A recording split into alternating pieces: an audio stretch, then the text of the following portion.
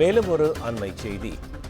கடலூர் அரசு மருத்துவமனையில் கதிர்வீச்சு நோயால் செய்திகளை செய்தியாளர் அருள் இருக்கிறார். வணக்கம், தங்கள் தகவல்களை சொல்லுங்க. விவேக், தங்களுடைய தகவல்களை சொல்லுங்க. கடலூர் மாவட்டம் சிதம்பரம் மருத்துவக் கல்லூரி மருத்துவமனையில மேற்கூரை இடிந்து விழுந்ததை அடுத்து அந்த இடத்துல நிழல் தரும் அந்த பச்சை நிற வளையால் அங்கு சுற்றி வைத்துள்ள சம்பவம் பெரும் பரபரப்பை ஏற்படுத்தியிருக்கு.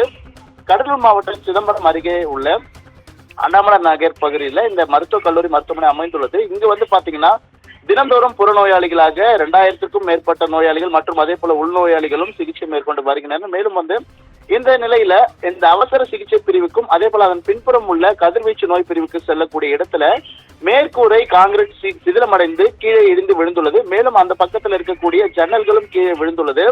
மேலும் இது மேலும் பாதிப்பை ஏற்படுத்தலாம் என்று இருக்கக்கூடிய சூழ்நிலையில அந்த மருத்துவக் கல்லூரி மருத்துவமனையில் என்ன பண்ணிருக்காங்க அப்படின்னா, அந்த பச்சை நிற, அதாவது நிழலுக்காக கட்டக்கூடிய அந்த பச்சை நிற வலையை அந்த காங்கிரீட் கீழே விழக்கூடாது என்பதற்காக அங்கு சுற்றி வைத்துள்ளார். மேலும் அந்த மேற்கூரை கீழே விழாத அளவுக்கு இரும்பு ராடு கொண்டு ஜாக்கிகளையும் வைத்துள்ளார்.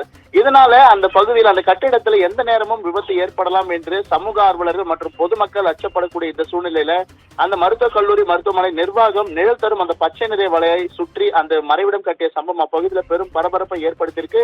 இதற்கான உரிய நடவடிக்கை மேற்கொண்டு பொதுமக்களின் பாதுகாப்பிற்கு அவர்கள் உரிய நடவடிக்கை மேற்கொள்ள வேண்டும் என்றும் தற்போது கோரிக்கைகள் நிலவுகிறது. கோபால், தகவல்களுக்கு மிக்க நன்றி.